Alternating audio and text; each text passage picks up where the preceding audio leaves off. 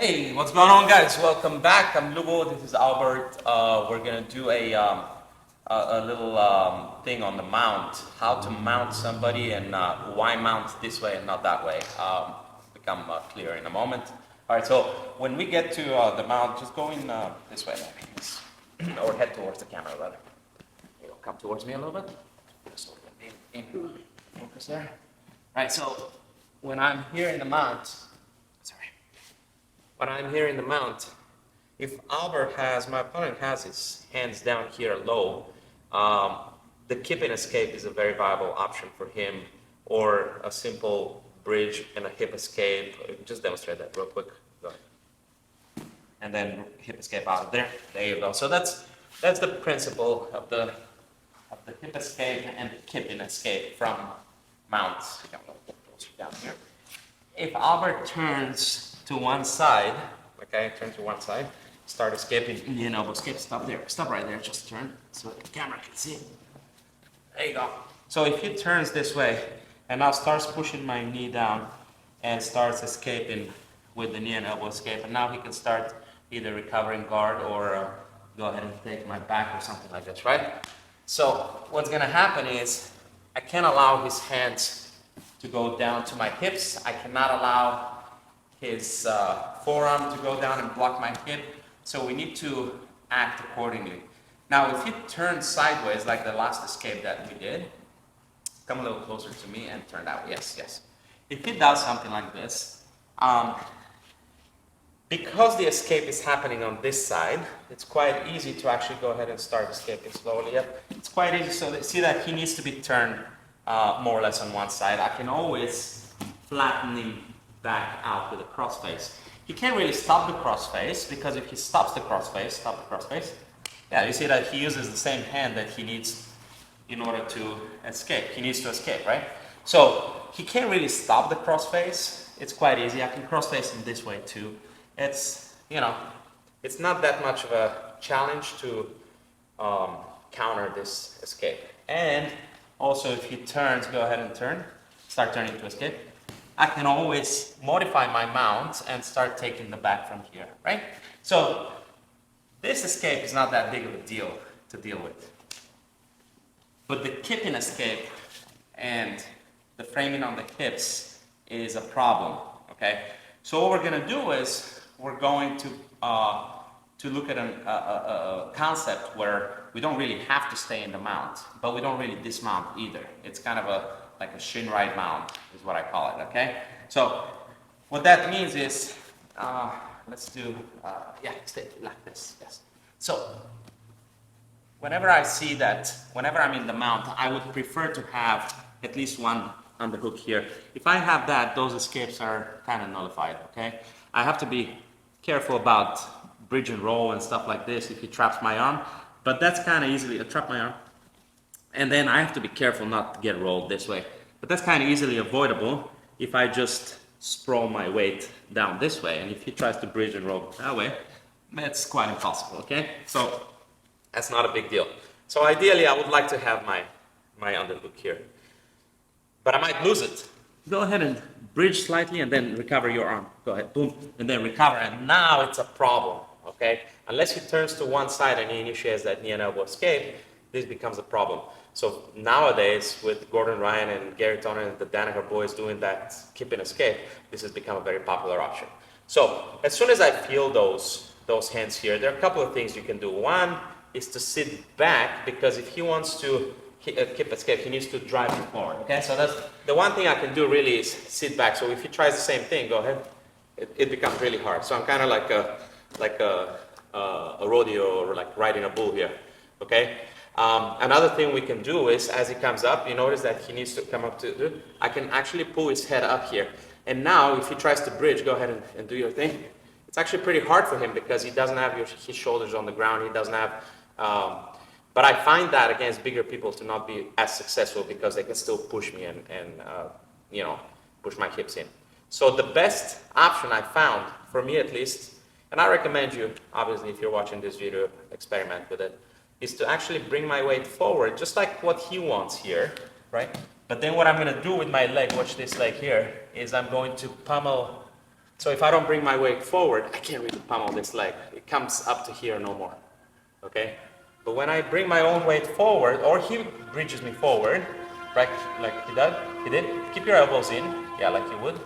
Then what I'm gonna do is I'm gonna bring this heel up and shin pummel it to the outside, okay? So let me move a little bit, stay where you are. So I'm going like knee on belly here. I'll show it from with the other pummel in a moment so we don't have to move. So go ahead and bridge me and all that stuff, go. Boom, right here. As soon as I come forward, my leg becomes light and I just pummel it out. And now when he tries to keep escaping and stuff like this, now it becomes so hard for him.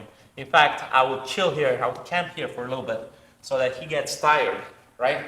And then I'm going to remount and I'll show you how to do it with an underhook. Okay, so come up here, please. Let's do the same thing. I'll just use the same side so the camera can see. All right, so what we saw on the other side, I'm going to show on this side. So I feel that maybe I lost the underhook. Albert puts his, so yeah, you don't want to put your hands here, right? Obviously, right? But he puts his hands on the hips. Now, there's no arm bar here, there's nothing. I can sit back, but I've noticed that if it's someone big and strong, they can still kind of balance me and throw me forward. He wants me to go forward so that my hips become light, so he can do his kipping escape or his bridge and hip escape, okay? So what I want is to get my hips off of him. So watch here, go for your move. Boom, right here. And now if he keeps trying and trying, he's gonna go to one side or the other, whatever he does, and none of that will work, okay? He's gonna get really tired, and he's gonna give me everything that I want.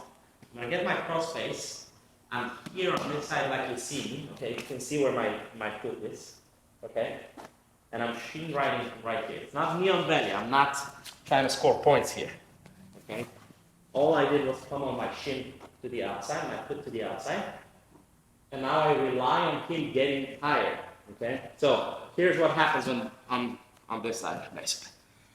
When Albert gets to this point here, I was here, remember? Because I pummeled my shin to the outside.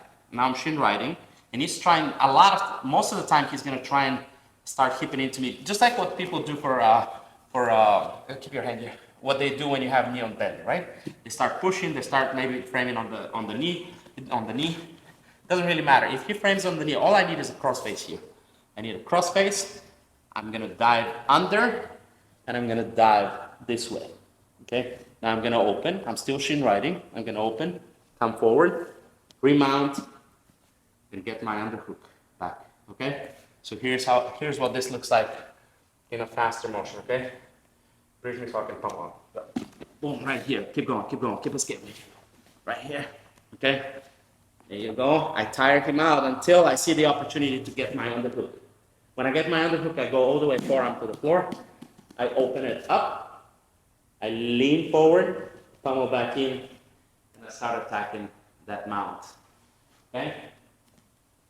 So that pummel out and pummel right back in, I found to be very helpful and important concept for me because it counters the hip escape, the kipping escape, and the bridge and shrimp inside knee escape. Okay, so Albert, why don't you try that on me? I know we've done it a couple of times. We've practiced it a little bit. So what do you do if I just turn this way? You can either modify or go back down, or if I start pushing here, you can simply cross face me, back flat. No, the other way, flatten me out. Boom. And now I can't escape anymore. You notice why? Because I'm flat, right? Or, if I turn here, you can simply pull the hand up, the arm up, yeah, right there, and then climb your knee up. Boom. And then you kill it, okay? So these are actually a couple of ways to fight, 3 ways really that he showed to fight that knee and elbow escape, okay?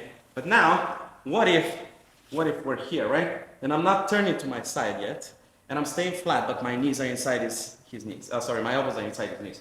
So now what I'm gonna do is, I'm gonna kip or, just bridge it forward with my shin. And you gotta do what I just showed, okay? You ready? Yep.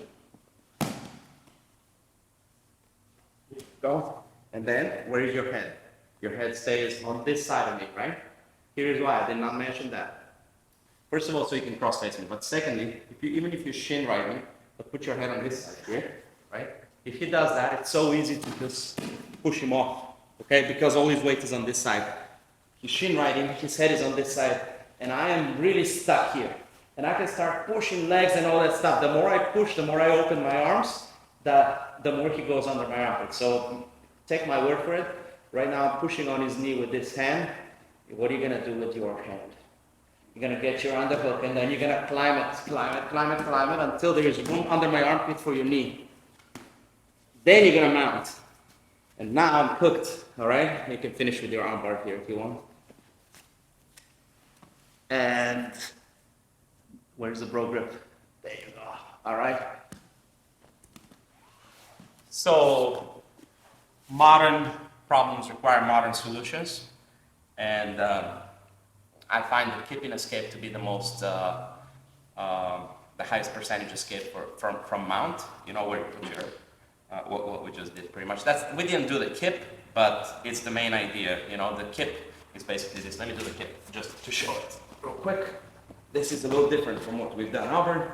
So I go here, I drive you forward, I drive your weight forward, and then I'm gonna bring my knees behind you here, behind your butt. And then what I'm gonna do is, instead of shrimping, I'm gonna actually start doing this.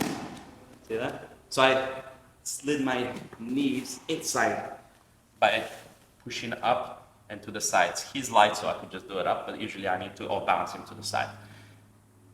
The escape that he did on me is the same escape, same principle, same beginning, okay? And that's how you deal with those kind of escapes, all right? So please take note of that, practice it, don't forget your head positioning.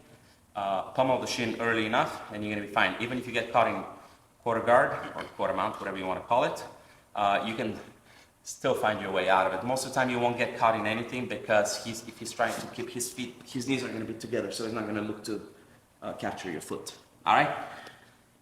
Thank you guys for watching. I'm Lubo, this is Albert. We're here for you. Please subscribe, like, and comment. Very important because it needs to kick the algorithm, kickstart the algorithm for us to become as popular as Mr. Beast and others. And shoot for the stars, why not? Anyway, thanks for watching. Good job.